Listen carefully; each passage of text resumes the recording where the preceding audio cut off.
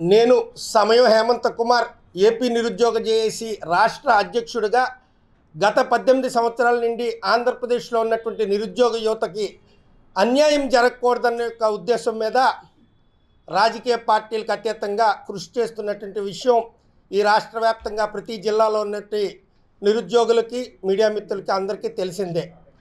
ఇదే విషయం పైన గత టీడీపీ పరిపాలనలో ఉన్నప్పుడు 2018 వరకు కూడా విస్తృత పోరాటాలు చేశాం.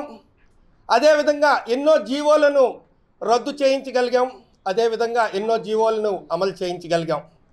అప్పుడు చంద్రబాబు నాయుడు గారు 7,726 డిఎస్సి ఉద్యోగాలు ప్రకటిస్తే అప్పటికే 2 లక్షల పైబడి డిఎస్సి ఉద్యోగాలు ప్రకటించినటువంటి చరిత్ర చంద్రబాబు నాయుడు గారికి ఉన్నప్పటికీ కూడా మేమందరం కూడా బాబో జాబు అని చెప్పి పెద్ద పెద్ద నినాదాలతోటి చంద్రబాబు నాయుడు గారు ఉద్యోగోపాధి అవకాశాలు కల్పించాలని చెప్పి కోరినటువంటి పరిస్థితి.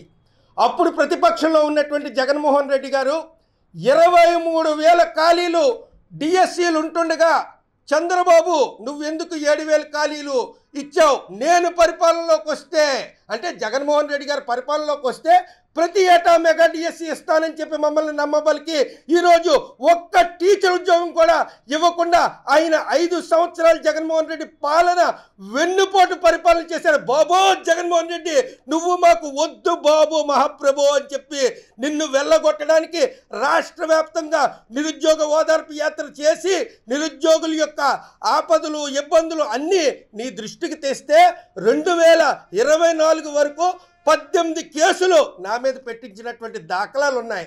ఈరోజు వెన్నుపోటు దినం కింద రేపు నువ్వు నిర్వహిస్తున్నావు.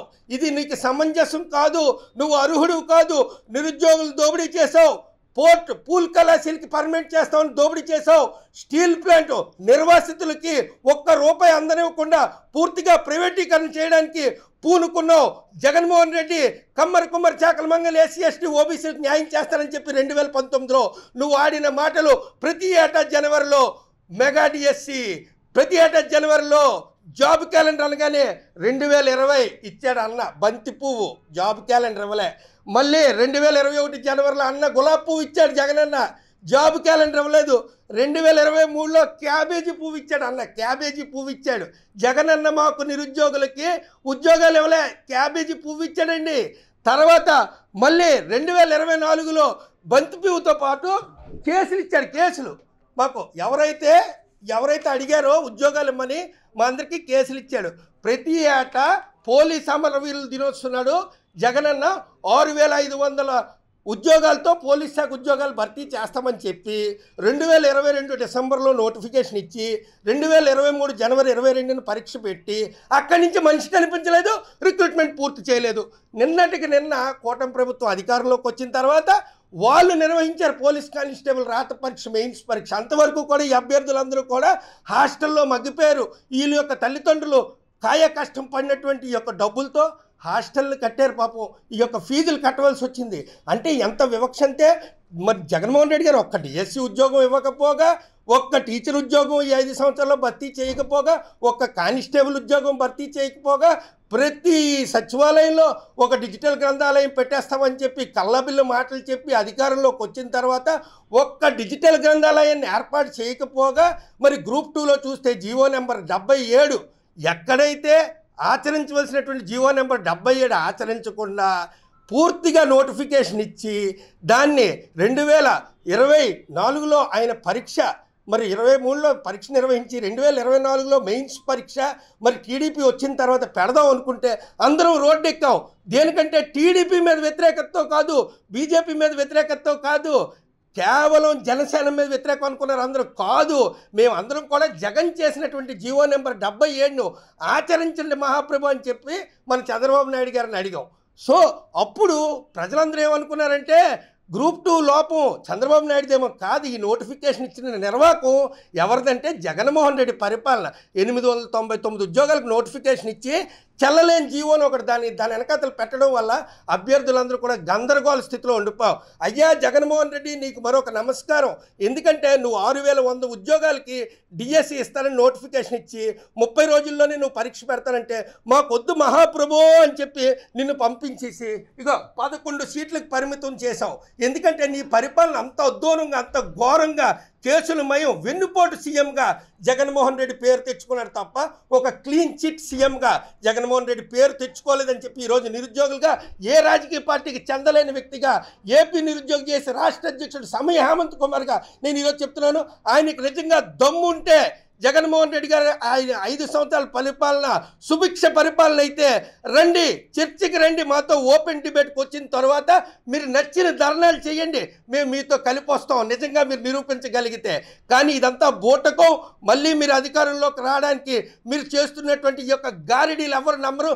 గ్రూప్ 1 అండి, ఒక డిప్యూటీ కలెక్టర్ హోదా, ఒక ఆర్డీఓ హోదాలో ఉన్నటువంటి ఉద్యోగాల్ని డ్రైవర్ల చేత, ఇంట్లో పని మనుషుల చేత కరెక్షన్లు చేయించి ఒక రాత పరీక్ష ఉన్న డిస్క్రిప్టివ్ విధానంలో ఉన్నటువంటి గ్రూప్ 1ని తీసుకుని వెళ్ళి మీరు ఏ రకంగా అండి కంప్యూటరైజ్డ్ వాల్యుయేషన్స్ చేయిస్తారు.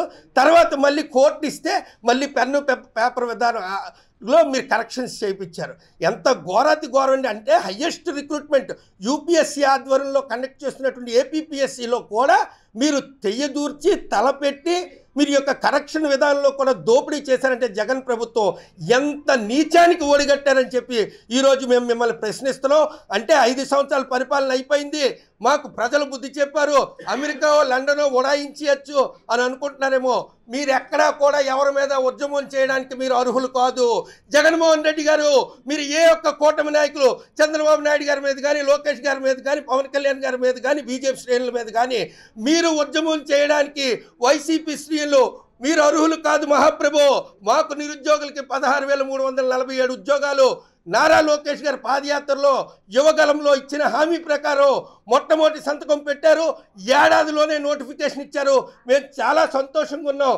మెగా డిఎస్సి ఇచ్చినందుకు ego hero for mega DSC Chandrababu Naidu గారికి కిరీటం కూడా తయారు చేయించాం.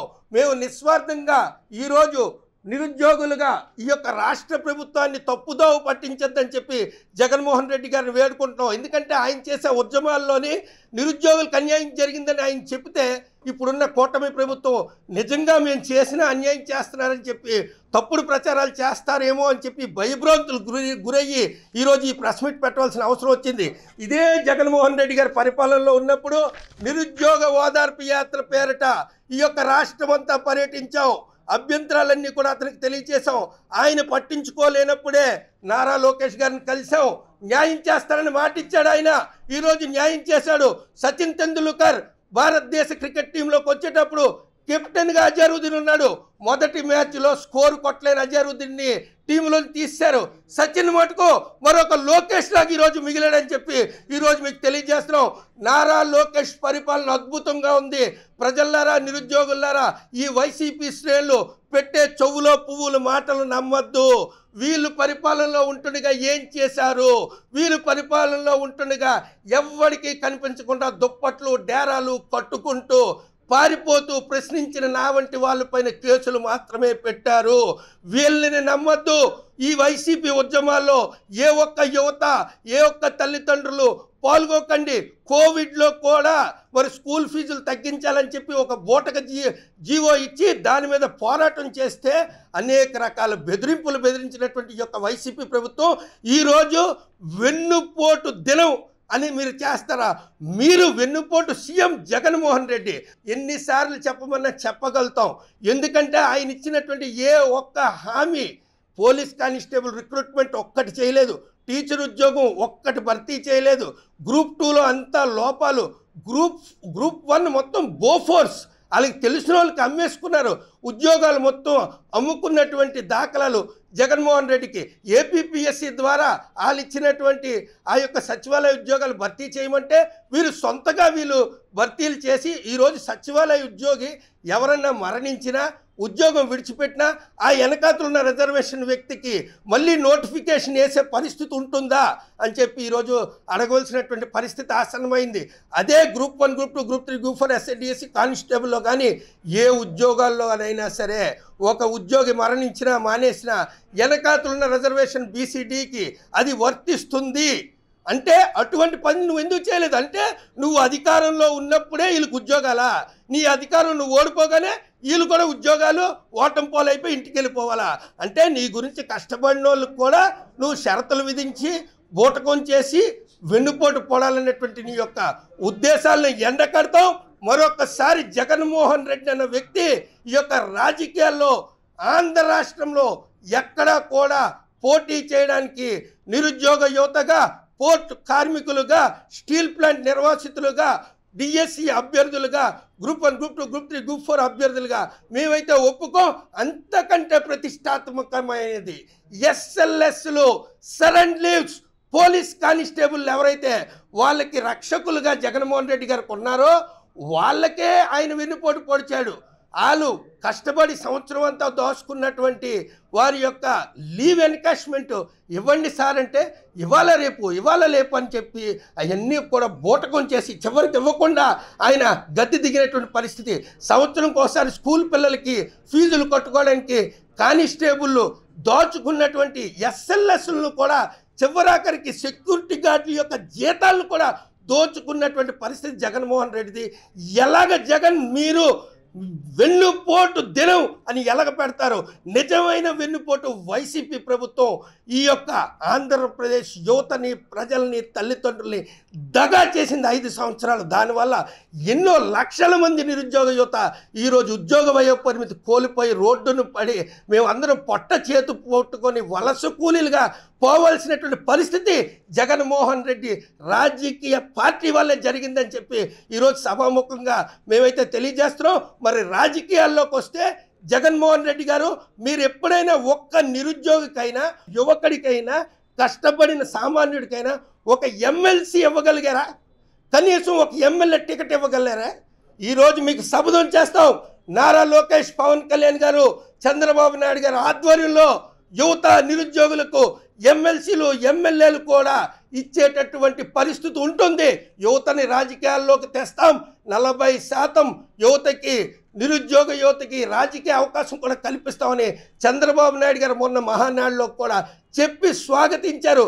అందుకే మెగా DSC హీరో మరి చంద్రబాబు నాయుడు గారు అయ్యారు.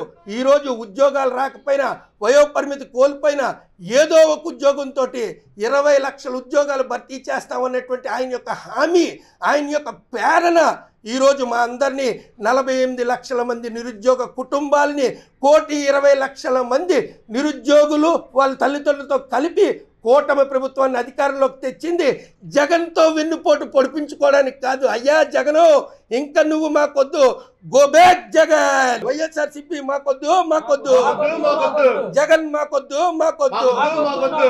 బీజేపీ నాయకుల పరిపాలన సుభిక్షంగా ఉంది.